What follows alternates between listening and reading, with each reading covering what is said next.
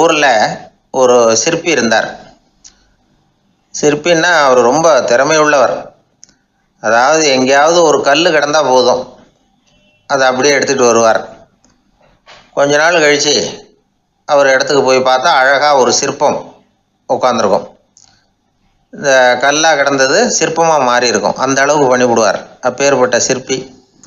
எப்படிங்க அவ்வளவு மோசமான ஒரு கல்லில் இருந்து இவ்வளவு அழகாக ஒரு சிற்பத்தை உங்களால் வடிக்க முடிஞ்சுது அப்படின்னு கேட்டால், அது ஒன்றும் பெரிய விஷயம் இல்லைங்க. இந்த சிற்பம் ஏற்கனவே அந்த கல்லுக்குள்ளே இருந்தது. இதை சுற்றி இருக்கிற வேண்டாத பகுதிகளெல்லாம் உளியால் கொத்தி எடுத்துவிட்டேன், அவ்வளவுதான் என் வேலை. உடனே உள்ளே இருந்த இது வெளியில் வந்துட்டுது அப்படிம்பார். அந்த அளவுக்கு திறமைசாலி. ஒரு சின்ன பாறை இல்லைன்னா கருங்கல்ல பார்த்துட்டாருன்னா போகிறோம், விடமாட்டார். அந்த கல்லோட அமைப்பை கவனித்து பார்த்துட்டு இதுக்குள்ளே ஒரு வீரன் ஒளிஞ்சிருக்காம்பார். அவர் கண்ணுக்கு தெரியும். இந்த கல்லுக்குள்ளே ஒரு துறவி உட்காந்துருக்காரும்பார். நமக்கெல்லாம் வெறும் கல்லாக தான் தெரியும். இந்த கல்லுக்குள்ளே ஒரு நடன மங்கை நடனம் ஆடிக்கிட்டு இருக்கா அப்படிம்பார். உடனே அந்த கல்லை கொண்டுக்கிட்டு வருவார். அவர் சொன்னது மாதிரியே உள்ளே இருக்கிற அவங்களையெல்லாம் வெளியில் கொண்டுகிட்டு வந்துடுவார். அதாவது வேண்டாத பகுதிகளெல்லாம் கொத்தி எடுத்துருவார். அவர் மொழியில் சொல்லப்போனால், இந்த சிற்பிக்கு ரொம்ப நாளாக மனசுக்குள்ளே ஒரு ஆசை. அதாவது உண்மை, தூய்மை, இதுக்கு உதாரணமாக இருக்கக்கூடிய புத்தர் சிலையை வடிக்கணும் அப்படிங்கிறது அவரோட ஆசை. ஆனால் அந்த ஆசை நிறைவேறாமலே இருந்துக்கிட்டு வந்தது. அதுக்கு என்ன காரணம்னா, அதுக்கு தகுந்த மாதிரி ஒரு கல் கிடைக்கல. கல் கிடைச்சா அதை செஞ்சுருவார். ரொம்ப காலமாக அங்கே இங்கே தேடி அலைஞ்சார். இந்த புத்தர் சிலை வடிக்கிறதுக்கு பொருத்தமாக ஒரு கல் கிடைக்குமா அப்படின்னு சொல்லி கண்ணில் படுற கல்லையெல்லாம் உத்து உத்து பார்ப்பார். உள்ளே புத்தர் இருக்காரான்னு கவனிப்பார். இருக்கிற மாதிரி எதுவும் தெரியல அவர் கண்ணுக்கு. சரி, இதுக்கு என்ன செய்யலாம்னு யோசனை பண்ணார். நேராக ஒரு புத்த மடாலயத்துக்கு போனார். அங்கே இருக்கிற ஒரு புத்த துறவியை சந்தித்தார். அவர்கிட்ட விசாரித்தார், சுவாமி, புத்தரின் தூய்மை ஒளிஞ்சிருக்கிற அந்த கல் எங்கே கிடைக்கும் அப்படின்னார். அந்த கல் இருக்கிற இடம் எதுன்னு இன்னமும் உங்களுக்கு தெரியலையா அப்படின்னு கேட்டார் துறவி. இல்லைங்க, அதுக்காகத்தான் அலைஞ்சிக்கிட்டு இருக்கிறேன் அப்படின்னார் இவர். சரி, கவலைப்படாதீங்க, ஏன் கூட வாங்க காட்டுறேன் அப்படின்னு அழைச்சிட்டு போனார். எங்கே போனார்னா, அந்த மடாலயத்தின் பின்பக்கம் போனாங்க. 2 பேரும் போனாங்க. அங்கே போய் பார்த்தா அங்கே ஒரு கிணறு இருந்தது.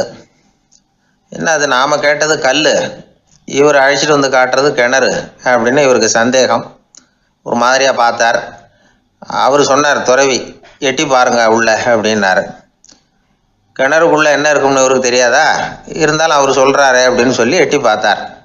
பார்த்தா அதில் தண்ணி இருந்தது. அந்த தண்ணியில் தன்னோட உருவம் தெரிஞ்சுது. இப்போ அந்த புத்த ஞானி சொன்னார், துறவியாரே, புத்தரை நாம் தான் ஒழிச்சு வச்சிருக்கிறோம், நமக்குள்ளே தான் அவர் மறைஞ்சிருக்கிறார். அவரை அடையாளம் தெரியாதபடி மூடி இருக்கிறது எது தெரியுமா? நம்மக்கிட்ட இருக்கிற கோபம், போலித்தனம், பதட்டம், ஆசை, இதெல்லாம் தான். அறிவு அப்படிங்கிற ஒளியால் அதையெல்லாம் செதுக்கி எடுத்துட்டோம்னா அந்த அழகான புத்தர் வெளியில் வந்துடுவார் அப்படின்னு சொன்னார் துறவி. அதனால் நமக்குள்ளே இருக்கிற நம்மளை நமக்கே அடையாளம் தெரியல அப்படிங்கிறது தான் உண்மை. இந்த உண்மையான மனிதன் உள்ளே இருக்கிறான். இவர் கல்லை பார்த்துட்டு உள்ளே யார் இருக்காங்கிறது அவருக்கு தெரிஞ்சுது சிற்பிக்கு. ஆனால் உண்மையான புத்தர் எங்கே இருக்காருங்கிறத அவரால் அடையாளம் கண்டுபிடிக்க முடியல. அப்படி தான் பல பேர் இன்றைக்கி இருந்துக்கிட்டு இருக்கிறோம். ஒரு அப்பா தன்னுடைய பிள்ளைக்கு புத்தி சொன்னார், அதோ பார்ப்பா, மனசு தான் கல், அறிவு தான் உளி. உன்னுடைய மனசுங்கிற கல்லை அறிவுங்கிற ஒளியால் செதுக்கி அழகான மனிதனா நீ வெளியில் வரணும்னார். அதுக்காக தான்ப்பா தேடிகிட்டு இருக்கேன்னா அவன். மனசுங்கிற கல்லை தேடிக்கிட்டு இருக்கிறியா அப்படின்னு கேட்டார். இல்லைப்பா, அறிவுங்கிற ஒளி எங்கே இருக்குன்னு தெரியல எனக்கு, அதை தான் தேடிக்கிட்டு இருக்கிறேன் அப்படின்னு நானா. அதனால் அறிவை தேடிக்கிட்டு இருக்கிறவன் என்னைக்கு உண்மையை கண்டுபிடிக்க போகிறான், அதையே கண்டுபிடிக்க முடியலைங்கும் பொழுது. அதனால் நாம் யார் அப்படிங்கிறது நமக்கு அடையாளம் தெரியணும். அந்த அடையாளம் தெரிஞ்சுட்டா வாழ்க்கையில் வெற்றி நிச்சயம்.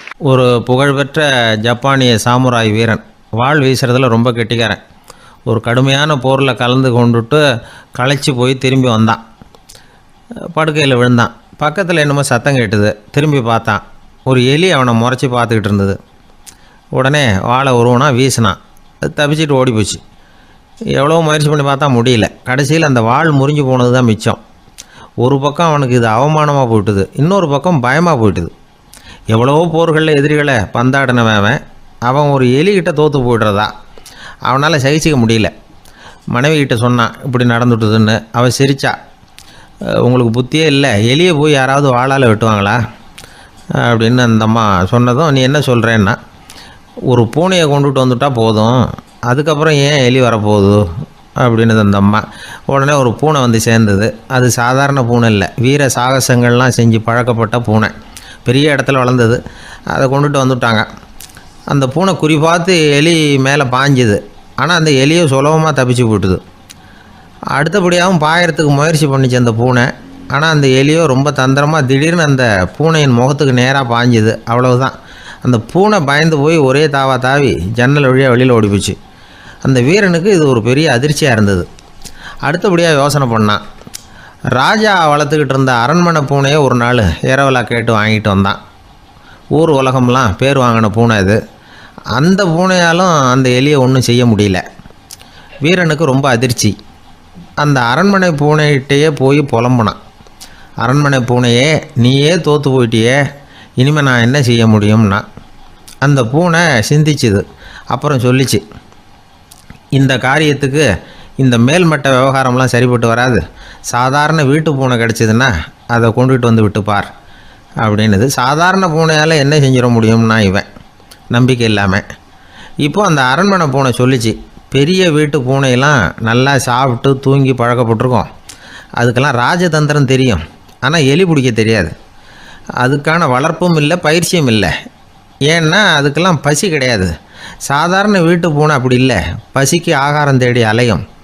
எலிகளை பிடிச்சி சாப்பிட்டுட்டு தான் உயிர் வாழும். அதனால் அதுகளுக்கு எலியை பிடிக்கிற எல்லா உத்திகளும் தெரியும், எங்களுக்கு தெரியாது அப்படின்னுது. அது சரியே, அதுவும் பூனை தான், நீயும் பூனை தான், அதால் முடிகிற காரியம் ஏன் உன்னால் முடியல அப்படின்னு கேட்டான் இவன். இதுக்கு அந்த பூனை சொல்லிச்சு, இதே கேள்வியை நானும் கேட்டேன், உன்னுடைய தந்திர முறை என்னன்னு கேட்டேன். அதுக்கு பதில் சொல்லாமல் படுத்து தூங்கி போச்சு. அதை மறுபடியும் எழுப்பி கேட்டேன், அதுக்கு கோவம் வந்துட்டுது. இதில் என்ன தந்திர முறை வேண்டியிருக்கு? நான் ஒரு பூனை, அவ்வளவுதான். பூனைன்னா பூனை, பூனை எலியை பிடிக்கும், நான் எலியை பிடிக்கிறேன், அவ்வளவுதான்னுது அப்படின்னு சொல்லி விவரமாக சொல்லிச்சு அந்த அரண்மனை பூனை. உடனே ஒரு சாதாரண பூனையை கொண்டுட்டு வந்துட்டாங்க. கொண்டாந்து விட்டால் அது பார்க்குறதுக்கு ரொம்ப சாதாரணமாக தெரிஞ்சுது. இந்த வீரனுக்கு நம்பிக்கை வரல. இருந்தாலும் அதை கொண்டுட்டு வந்து வீட்டுக்குள்ளே விட்டான். ஒரே நிமிஷம் அந்த எலியை கவிட்டு வெளியில் ஓடி போச்சு. மேலிடத்து பூனைகள்லாம் இதை வேடிக்கை பார்த்துக்கிட்டு வெளியில் நின்றுக்கிட்டு இருக்குது. எல்லோரும் மெதுவாக அந்த பூனையை நெருங்கி, உங்கள்கிட்ட அப்படி என்ன தனிப்பட்ட திறமை, அதோட ரகசியம் என்னன்னு கேட்டாங்க. அந்த சாதாரண பூனை ரொம்ப சாதாரணமாக சொல்லிச்சான், அதெல்லாம் எனக்கு தெரியாது, நான் பூனை, அவ்வளவுதான், நீங்களும் பூனையாக இருங்கோ அப்படின்னு சொல்லிவிட்டு அந்த பூனை தன்னுடைய வாயில் கவிய எலியோடு அங்கேருந்து நடந்து போச்சு. இந்த கதையிலேருந்து நாம் புரிஞ்சிக்க வேண்டிய தத்துவம் என்னென்னா, நீயாக இரு. இதுதான் அந்த தத்துவம். நம்ம ஒவ்வொருத்தருக்கு உள்ளேயும் ஒரு தனித்தன்மை இருக்குது. இதை அவங்கவுங்க புரிஞ்சுக்கிட்டு உண்மை இயல்பு புரிஞ்சுக்கணும். நம்முடைய இயல்பு என்னங்கிறது நமக்கு தெரியணும். அதை கண்டுபிடிக்கிறது தான் உண்மையான கலை.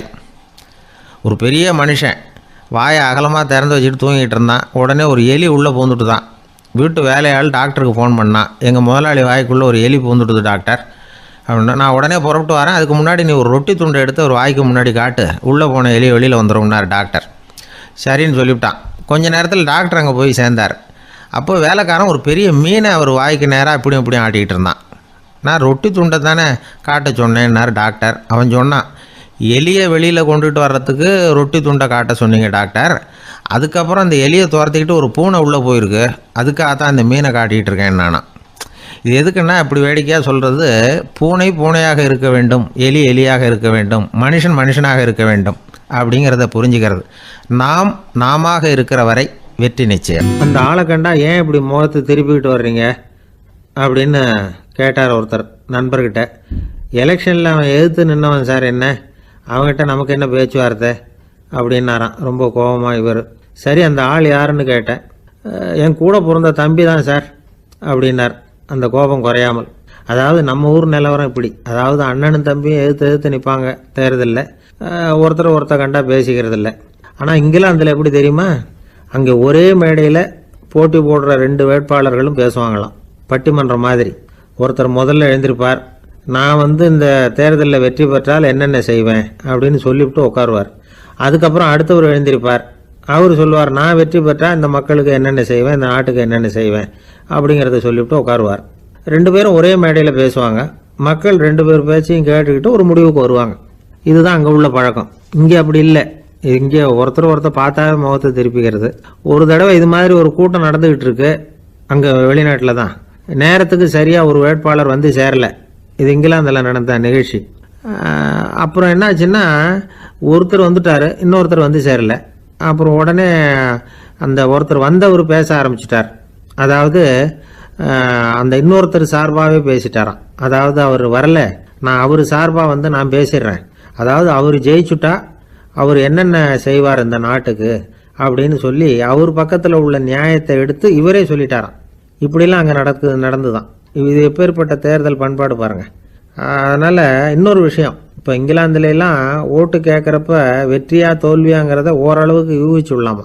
இப்போ ஒரு வேட்பாளர் ஒரு வீட்டுக்கு முன்னாடி போய் நின்று எனக்கு ஓட்டு போடுங்கன்னு கேட்குறாருன்னு வச்சுங்களேன், அதுக்கு என்ன பார்த்து செய்கிறோம், போயிட்டு வாங்க அப்படின்னு சில வீடுகளில் வாசலில் நின்று சொல்லி அனுப்பிச்சிருவாங்களாம். வேறு சில வீடுகளில் எப்படின்னா வேட்பாளரை வீட்டுக்குள்ளே கூப்பிட்டு காபி சாப்பிட சொல்லி உபசரித்து அதுக்கப்புறம் அனுப்பி வைக்கிறது வழக்கமாக. இதில் எந்த வீட்டு ஓட்டு நிச்சயம் தெரியுமா? வாசலில் நின்று வழி அனுப்பி வச்சுட்றாங்க பாருங்கள், அவங்க ஓட்டு நிச்சயம். உள்ளே கூப்பிட்டு காப்பி கொடுத்து அனுப்புகிறாங்க பாருங்கள், அவங்க ஓட்டு நிச்சயம் இல்லையா. சரி, அப்புறம் ஏன் அந்த உபசரிப்பு அப்படின்னு கேட்டால் அதுக்கு ஒரு காரணத்தை சொல்கிறாங்க. அதாவது அது ஒரு அனுதாபத்தை தெரிவிக்கிற முறையா. ஐயோ பாவம், நாம் இவருக்கு ஓட்டு தான் போட போகிறதில்ல, எதையாவது செய்வோம், காப்பியாவது சாப்பிட்டு போகட்டும் அப்படிங்கிற எண்ணமா. இப்படி அந்த ஒரு பழக்கம். ஆக அந்த ஊரில் நிறைய காப்பி சாப்பிட்ணும்னு ஒருத்தர் ஆசைப்பட்டால் தேர்தலில் தோற்று போகிறதுக்கு தயாராக இருக்கணும். ஒரு சமயம் ஒரு ஊரில் தேர்தல் நடந்துதான். ஒரு தொகுதியில் நின்று தோற்று போன ஒருத்தர் கையில் ஒரு துப்பாக்கியோட ஊருக்குள்ளே சுற்றிக்கிட்டு இருந்தாராம். ஒரு போலீஸ்காரர் அவரை பார்த்துட்டு சந்தேகப்பட்டிருக்கார். அதனால் அவரை தடுத்து நிறுத்தி, என்ன இது துப்பாக்கியோட சுற்றுறீங்களேன்னு விசாரிச்சிருக்கார். இதுக்கு அவர் சொன்னாராம், சார், இந்த தொகுதியில் மொத்தம் 1,00,000 வாக்காளர்கள், அதில் எனக்கு 10,000 பேர் மட்டும்தான் எனக்கு ஓட்டு போட்டிருக்கிறாங்க. அப்படின்னா எனக்கு வேண்டாதவங்க இந்த தொகுதியில் 90,000 பேர் இருக்கிறாங்கன்னு அர்த்தம். இப்படி ஒரு சூழ்நிலையில் நான் என்னுடைய பாதுகாப்புக்கு ஆயுதம் இல்லாமல் நடமாடலாமா அப்படின்னு கேட்டாராம். எவ்வளவு எச்சரிக்கை பாருங்கள். நம்ம ஊரில் சில பேர் ஓட்டு கேட்குற விதமே தனி. ஒருத்தர் ரொம்ப சாமர்த்தியமாக ஓட்டு கேட்பாராம். அவர் எப்படின்னா, ஒரு வீட்டுக்கு போகிறாருன்னு வச்சுங்களேன், அந்த நேரம் அந்த வீட்டுக்காரரு என்ன செஞ்சுக்கிட்டு இருக்கிறாரோ அதே வேலையை இவரும் கொஞ்ச நேரம் செய்வாராம், அவருக்கு ஒத்தாசையா. அதுக்கப்புறம் மெதுவாக பேச்சு கொடுப்பார், ஓட்டு கேட்பார், இது மாதிரி எலெக்ஷனில் நிற்கிறேன் கவனிக்கணும்னு. அது மாதிரி ஒரு தடவை அவர் போனப்போ அங்கே அவர் என்ன பண்ணிகிட்டு இருக்காரு, வீட்டுக்கு பின்னாடி மாட்டு கொட்டையில் பால் கறந்துக்கிட்டு இருக்கார் ஒரு பசுமாட்டுக்கிட்ட. அந்த வீட்டில் இவர் ஓட்டு கேட்க போனவர் இவர் ஓடி போய் இன்னொரு சொம்பை எடுத்துக்கிட்டு அதே மாட்டுக்கு இன்னொரு பக்கம் போய் உட்காந்துக்கிட்டு இவரும் பால் கறக்க ஆரம்பிச்சிட்டார். எதிர உட்காந்துட்டு இருக்காரு இவர் இந்த பக்கம் உட்காந்துருக்கார். கீழே கொஞ்சம் குனிஞ்சு பார்த்தா ஒருத்தர் முகத்தை ஒருத்தர் பார்க்கலாம். கொஞ்ச நேரம் ஆனதுக்கப்புறம் இவர் மெதுவாக அவர்கிட்ட பேச்சு கொடுத்தாராம். இது மாதிரி நான் எலெக்ஷனில் நிற்கிறேன், நீங்கள் ஓட்டு போடணும், அதுக்காக தான் வந்தேன்னாராம். அது முடியாதுங்களேன்னாராம் அவர். ஏன்னு கேட்டிருக்கார். நான் இந்த வீட்டுக்காரன் இல்லை, நானும் உன்ன மாதிரி ஓட்டு கேட்க வந்தவன் தான் அப்படின்னாராம் அவர். ஒரு ஊரில் ஒரு பெரியவர் இருந்தார். ஒரு நாள் அவரை தேடி ஒருத்தர் வந்தார். ஐயா, நான் கடவுளை பரிபூர்ணமாக நம்புகிறேன் அப்படின்னார். சரி, அந்த நம்பிக்கை உனக்கு எப்படி வந்ததுன்னு கேட்டார் இவர். அவர் சொல்ல ஆரம்பித்தார். ஐயா, எனக்கு கல்யாணம் ஆகி 10 வருஷம் ஆச்சு, ஆனாலும் குழந்தை பாக்கியம் இல்லை. அதுக்கு என்ன காரணமாக இருக்கும்னு நான் யோசனை பண்ணிகிட்டு இருந்தப்போ நண்பர் ஒருத்தர் ஒரு ஆலோசனை சொன்னார். உனக்கு மதப்பற்று இல்லை, எந்த கடவுளையுமே நம்ப மாட்டேங்கிற, அதுதான் காரணம். கடவுளை நம்பு, உனக்கு குழந்தை பாக்கியம் கிடைக்கும் அப்படின்னார். அவர் அப்படி சொன்னாரே தவிர எனக்கு சந்தேகம்தான். இருந்தாலும் அவர் சொன்னபடியும் நடந்து தான் பார்ப்போமே அப்படின்னு முடிவு பண்ணேன். கடவுளை நம்ப ஆரம்பித்தேன். அந்த வருஷமே அழகான ஆண் குழந்தை பிறந்தது. எல்லாம் இறைவன் அருள் அப்படின்னார். இவர் இப்படி சொன்னதை கேட்டதும் அந்த பெரியவர் சொன்னார், நீ சொல்கிறதெல்லாம் சரிதான், இருந்தாலும் இந்த காலத்தில் எந்த ஒரு காரியமாக இருந்தாலும் அதை சோதனை செஞ்சு பார்த்துட்டு தான் ஒரு முடிவுக்கு வந்து சேர முடியும்.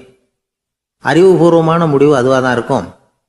அறிவியல் சோதனைகள் அப்படித்தான். ஒரு குறிப்பிட்ட விஷயத்தை பற்றி எத்தனை தடவை சோதனை பண்ணாலும் ஒரே முடிவு தான் கிடைக்கணும், அதுதான் சரியாக இருக்கும். அதனால் இப்போ மறுபடியும் ஒரு சோதனைன்னார். என்ன செய்யணும் அப்படின்னு கேட்டார் இவர். கடவுள்கிட்ட ஒரு பெண் குழந்தை வேணும்னு கேளு. முதல்ல ஆண் குழந்தையை கொடுத்தது மாதிரியே இப்போ ஒரு பெண் குழந்தையையும் கொடுக்குறாரா பார்க்கலாம் அப்படின்னார். சரின்னு சொல்லி இவர் அதே மாதிரி முயற்சி பண்ணினார். அதுக்கப்புறம் அவர் இந்த பெரியவர்கிட்ட வரவே இல்லை. கொஞ்ச காலம் கழித்து இவரே அவரை தேடிக்கிட்டு போய் கதவை தட்டினார்.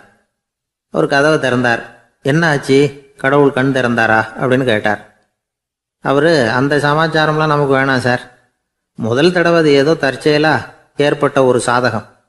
இப்போ நீங்கள் 2வது தடவை சொன்ன பிறகு தினமும் கடவுளை வேண்டிக்கிட்டு தான் இருக்கிறேன், ஒன்றும் நடக்கலை அப்படின்னார் ரொம்ப விரக்தியாக. ஒரே ஒரு தோல்வியில் உங்கள் நம்பிக்கையெல்லாம் பறந்து போயிடுது பார்த்தீங்களா அப்படின்னார் அந்த பெரியவர். எல்லாம் நல்ல விதமாக நடக்கிற வரைக்கும் நம்பிக்கை, எதிர்பார்த்தது தோல்வியில் முடிஞ்சுட்டுதுன்னா அவநம்பிக்கை. மற்றவர்கள் பேரில் வைக்கிற நம்பிக்கை எந்த நேரத்திலையும் விவகாரமாகி விடக்கூடிய சாத்தியம் உண்டு. நாம் நம்பிக்கை வைக்க வேண்டியது நம்மகிட்ட தான், நமக்குள்ளே இருக்கிறார் கடவுள். எனவே நம்ம பேரில் நாம் வைக்கிற நம்பிக்கை தான் உண்மையான கடவுள் பக்தி. நிபந்தனையற்ற நம்பிக்கையாக அது இருக்கணும். எல்லாம் நல்லபடியாக நடந்துக்கிட்டு இருந்தால் எந்த முட்டாளுக்கும் நம்பிக்கை வரத்தான் செய்யும் அப்படிங்கிறது ஒரு பெரியவர் கருத்து. தியானத்தின் மூலமாக தான் உனக்குள்ள ஆழமாக தோண்டுனா உன்னுடைய அடி ஆழத்தில் நம்பிக்கை அப்படி ஊற்றெடுக்கும், அதை பார்க்க முடியும் அப்படிங்கிறது பெரியவர்கள் சிந்தனை. ஒரு குழந்தை அப்பாவை பார்த்து என்னப்பா பண்ணுறேன்னு கேட்டுதான். பிரார்த்தனை பண்ணிட்டு இருக்கிறேன்னாராம் அப்பா. பிரார்த்தனை பண்ணுனா என்ன கிடைக்கும் அப்படின்னு கேட்டுதான் குழந்தை. எல்லாம் கிடைக்கும் அப்படின்னாராம் அப்பா. நீ வச்சிருக்கிறிய பேனா அது கூட கிடைக்குமான்னு கேட்டுதான் குழந்தை. கிடைக்குமேன்னு இருக்கார். அப்படின்னா அந்த பேனாவை என்கிட்ட கொடுத்துரு, நீ பிரார்த்தனை பண்ணி வேற பேனா வாங்கிக்கோ அப்படின்னு தான் அந்த குழந்தை. அம்மாக்காரங்களுக்கு அடிக்கடி ஏற்படுற கவலை ஒன்று உண்டு. அதாவது குழந்தை சரியாக சாப்பிட மாட்டேங்குதே அப்படிங்கிற கவலை. இவங்கெல்லாம் ஒரு விஷயத்த நல்லா புரிஞ்சுக்கணும். குழந்தைகள்ங்கிறவங்க பெரியவங்க மாதிரி இல்லை. அவங்க கடிகாரத்தில் மணியை பார்த்துட்டு சாப்பிட்றதுக்கு உட்கார்ற ரகம் கிடையாது. பசிச்சா சாப்பிடுவாங்க, இல்லைன்னா விளையாடுவாங்க அல்லது தூங்குவாங்க. அது புரியாமல் அவங்கள கட்டாயப்படுத்தி அல்லது மிரட்டி சாப்பிட வைக்கிறது ரொம்ப தப்பு. ஒரு 8 மாத குழந்தைக்கு 3 மணி நேரத்துக்கு ஒரு தடவை பசிக்கும். அந்த நேரம் பார்த்து சாப்பாடு கொடுத்தா அடம் பண்ணாமல் அது பாட்டுக்கு சாப்பிட்றோம். அதே குழந்தைக்கு 1 வயசு ஆகிறப்போ 4 மணி நேரத்துக்கு ஒரு தடவை பசிக்கும். இந்த வயசில் இயற்கையாகவே பசி குறைஞ்சிருக்கும். அது புரியாமல் என் குழந்தை முன்னாடி மாதிரி இப்போ சரியாக சாப்பிட மாட்டேங்கிறான் அப்படின்னு சில பேர் டாக்டர்கிட்ட போய் சொல்லிக்கிட்டு இருப்பாங்க. இன்னொரு விஷயம், ஒரு குழந்தைக்கு வயசு அதிகமாகிற வேகத்துக்கு உடம்பு எடையும் அதிகமாகிக்கிட்டே போகாது. உடம்பு எடை அதிகமாகிற வேகம் குறைஞ்சிக்கிட்டே வரும். 6 மாத குழந்தைக்கு ஒரு வாரத்தில் 150 கிராம் எடை கூடும். ஒரு வயசில் வாரத்துக்கு 71 கிராம் எடை கூடும்.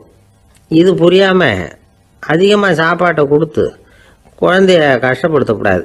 ஏன்னா அளவுக்கு மீறின உணவு அஜீரணத்தை உண்டு பண்ணிவிடும். குழந்தைக்கு ஒரு தட்டில் கொஞ்சமாக ஆகாரத்தை வச்சு கொண்டுகிட்டு போய் கொடுக்கணும். மலை மாதிரி குவிச்சு வச்சா அதை பார்த்ததுமே பசி அடங்கி போயிடும்.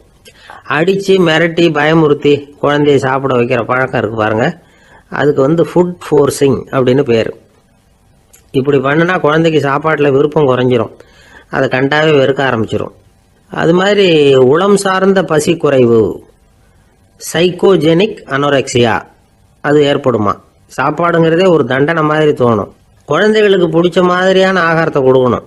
சத்து அதிகம் இருக்குங்கிறதுக்காக அதுக்கு பிடிக்காத ஆகாரத்தை கொடுத்து கட்டாயப்படுத்தக்கூடாது. குழந்தைகளுக்கு 2 வயசு ஆகிறப்போ இயற்கையாகவே எதிர்மறை குணம் உண்டாகும். அதாவது அந்த எதிர்மறையாக பேசுறது. இது மாதிரி சமயங்களில் நாம் என்ன சொல்கிறோமோ அதுக்கு நேர்மாறாக நடந்துக்கும். ஏட்டிக்கு போட்டி. சாப்பிட சொன்னால் விளையாட போவோம், விளையாட சொன்னால் சாப்பாடு கேட்கும். இதை புரிஞ்சுக்கிட்டு நடந்துக்கணும். குழந்தை சொன்ன பேச்சை கேட்கலேன்னு கோவப்படக்கூடாது. குழந்தை வளர வளர பிடிவாத குணம் வர்றது சகஜம். கேட்டதை வாங்கி கொடுத்தாதான் சாப்பிடுவேன் அப்படின்னு பிடிவாதம் பண்ணணும். வாங்கி கொடுத்து விடுறது தான் உத்தமம். நீங்களும் அதுக்கிட்ட பிடிவாதம் பண்ணிட்டு இருக்கக்கூடாது. ஏன்னா கேட்டது கிடைக்கலையேங்கிற ஏமாற்றம் கூட குழந்தையோட பசியை குறைச்சிரும். கேட்டது கிடைச்சிட்டா பசி அதிகமாகும். கொடுத்ததை மலமலன்னு சாப்பிட்றோம். குழந்தைகளுக்கு கண்ட நேரத்தில் சாப்பிட்றதுக்கு எதையாவது வாங்கி கொடுத்துக்கிட்டு இருந்தால் சாப்பாட்டு நேரத்தில் சாப்பிடாம அடம் பண்ண ஆரம்பிச்சிடும். பள்ளிக்கூடம் போகிற பிள்ளைங்க காலை உணவை சரியாக சாப்பிட மாட்டாங்க. அச்சம், அவசரம், பரபரப்பு இதெல்லாம் தான் காரணம். பள்ளிக்கு புறப்படுறதுக்கு ஒரு 3/4 மணி நேரத்துக்கு முன்னாடியே சாப்பாடு போட்டுருங்க, அது சரியாக போடும். படிக்கிற குழந்தைகள் உடல் சோர்வு, மனச்சோர்வு இது காரணமாக கூட சாப்பிட மறுக்கிறது உண்டு. இப்போ உதாரணமாக சாயந்தரம் விளையாடி விட்டு வீட்டுக்கு வந்ததும் சாப்பிட சொன்னால் வேணாம்பாங்க. இது உடல் சோர்வு. ரொம்ப நேரம் வீட்டு பாடங்களை செஞ்சு முடித்த கையோடு சாப்பிட சொன்னாலும் அவங்களால சரியாக சாப்பிட முடியாது. இது உளச்சோர்வு, அதாவது மனச்சோர்வு. இதை தவிர குழந்தைகளுக்கு உடல்நல குறைவு ஏற்பட்டால் கூட சாப்பிட மறுக்கிறது உண்டு. சில மருந்து மாத்திரைகள் கூட பசியை குறைச்சிரும். அதனால் சரியாக தெரிஞ்சுக்கிட்டு குழந்தைகளை சாப்பிட வைக்கணும். அது புரியாமல் கையில் சாப்பாட்டு தட்டை வச்சுக்கிட்டு குழந்தைகளை விரட்டிக்கிட்டு அலையக்கூடாது. ஒரு சின்ன பையன் சொன்னான், எங்கள் அம்மா சாப்பாடு போடுறது தெரிஞ்சால் நான் உடனே வீட்டை விட்டு வெளியில் ஓடி போடுவேன் அப்படின்னா. ஏன் அப்படி பண்ணுறேன்னு கேட்டோம். எங்கள் அப்பா கூட அது மாதிரி தான் சார் பண்ணுவார் அப்படிங்கிறான்.